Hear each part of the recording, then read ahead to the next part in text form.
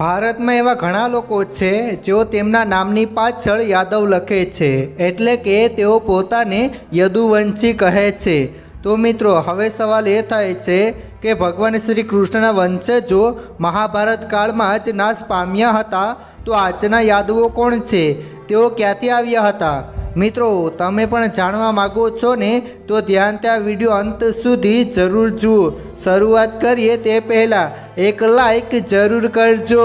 મિત્રો, યાદવ શાબ્દિક રીતે યદુના વંશજો, જેને યદુવંશી અથવા આહિર તરીકે પણ ઓળખવામાં આવે છે, તે ખાસ કરીને ભારત અને નેપાળમાં જોવા મળતો સમુદાય છે, જેઓ ચંદ્રવંશી ક્ષત્રિય વંશના પ્રાચીન રાજા યદુના વંશજો છે। મિત્રો, ઘણા લોકો કહે છે કે આજના યાદવો વાસ્તવિક યાદવો નથી। તેઓ કહે છે કે માતા ગાંધારીએ દ્વાપર યુગમાં ભગવાન શ્રી કૃષ્ણને શ્રાપ આપ્યો હતો કે જે રીતે આજે મારા વંશનો નાશ થઈ રહ્યો છે, એવી જ રીતે એક દિવસ તમારા વંશનો પણ નાશ થશે। મિત્રો, જો આપણે વેદ અને પુરાણોને માનીએ તો આ વાત અમુક હદ સુધી સાચી પણ છે। મહાભારતના યુદ્ધના 36 વર્ષ પછી ગાંધારીના શ્રાપની અસર શરૂ થઈ ગઈ હતી। જી હા મિત્રો, કહેવાય છે કે મહાભારતના યુદ્ધના 36મા વર્ષે અનેક પ્રકારના અપશુકન થવા લાગ્યા હતા। ત્યારે એક દિવસ મહર્ષિ વિશ્વામિત્ર, દેવર્ષિ નારદ અને બીજા ઘણા ઋષિમુનિઓ દ્વારકા આવ્યા હતા। ત્યારે અહીંના યાદવ કુળના કેટલાક નવયુવાનોએ ઋષિઓની મજાક ઉડાડવાનું વિચાર્યું। આથી તેઓ ભગવાન શ્રી કૃષ્ણના પુત્ર શાબને સ્ત્રીવેશમાં ઋષિમુનિઓ પાસે લઈ ગયા અને કહ્યું કે આ સ્ત્રી ગર્ભવતી છે અને તમે કહો કે તેના ગર્ભમાંથી શું ઉત્પન્ન થશે। પરંતુ જ્યારે ઋષિમુનિઓને ખબર પડી કે તેમની સામે જે સ્ત્રી બતાવવામાં આવી છે તે વાસ્તવમાં એક પુરુષ છે, તો ઋષિમુનિઓ તેમના અપમાનને લઈને ક્રોધે ભરાયા અને ક્રોધિત થઈને શ્રાપ આપ્યો કે આ વ્યક્તિ પોતાના ગર્ભમાંથી એક લોટાનો મૂસળ ઉત્પન્ન કરશે અને તે મૂસળ યાદવ કુળનો વિનાશ કરશે। આ શ્રાપથી પરેશાન થઈને શાબ અને તેના મિત્રો રાજા ઉગ્રસેન પાસે પહોંચ્યા અને બધાને આ ઘટના વિશે જણાવ્યું। આ વખતે શાબના પેટમાંથી એક મૂસળ ઉત્પન્ન થયો અને તેઓએ તે મૂસળનો ભૂકો કરીને એક ગઠ્ઠો બનાવી લીધો અને લોખંડના ટુકડા સાથે સમુદ્રમાં ફેંકી દીધો, જેથી ઋષિમુનિઓની ભવિષ્યવાણી સાચી સાબિત ન થઈ શકે।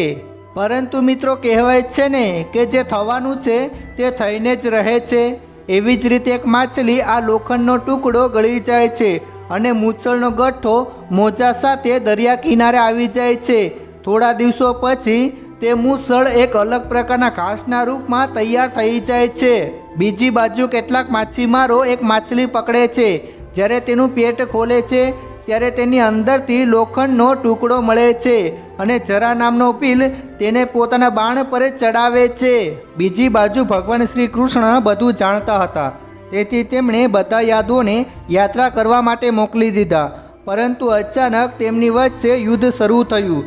ઝઘડો એટલો વધી ગયો કે ત્યાં ઉગેલા ઘાસને ઉખેડીને બધાએ એકબીજાને મારવાનું શરૂ કરી દીધું અને આ ઘાસથી યદુવંશીનો નાશ થવા લાગ્યો। વાસ્તવમાં તે ઘાસ હાથમાં આવતા જ એક વિશાળ મૂસળનું રૂપ ધારણ કરી લેતું હતું। કહેવાય છે કે આ યુદ્ધમાં શાબ, ચારુદેશ, પ્રદ્યુમન અને અનિરુદ્ધ ભગવાન શ્રી કૃષ્ણની સામે જ મૃત્યુ પામ્યા હતા।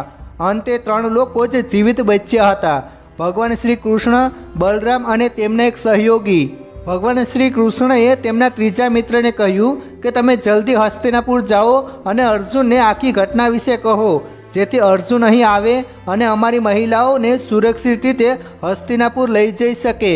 તેમનો ત્રીજો સાથી હસ્તિનાપુર ગયો કે તરત જ ભગવાન બલરામે પોતાનું શરીર છોડી દીધું અને આનાથી દુઃખી થઈને ભગવાન શ્રી કૃષ્ણ પણ પોતાનો દેહ ત્યાગ કરવા માટે સોમનાથ પાસે આવેલા ભાલકાના જંગલમાં જતા રહ્યા।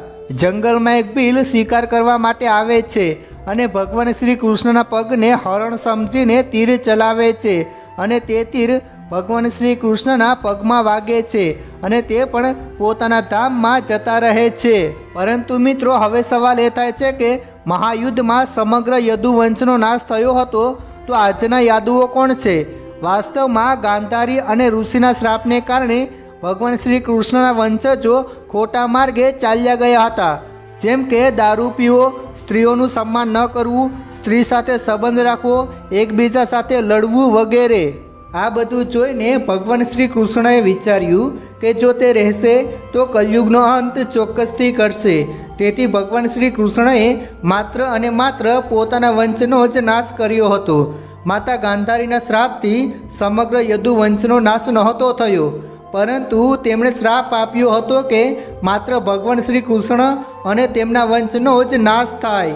મિત્રો, એક બીજી કથામાં કહેવામાં આવ્યું છે કે ભગવાન શ્રી કૃષ્ણના પુત્ર પ્રદ્યુમ્ન, તેમના પુત્ર અનિરુદ્ધ અને તેમનો પુત્ર વ્રજનામ બચી ગયો હતો અને તેમના વંશજો આજે પણ છે. એટલે કે આજના યાદવો ભગવાન શ્રી કૃષ્ણના વંશજ જ છે.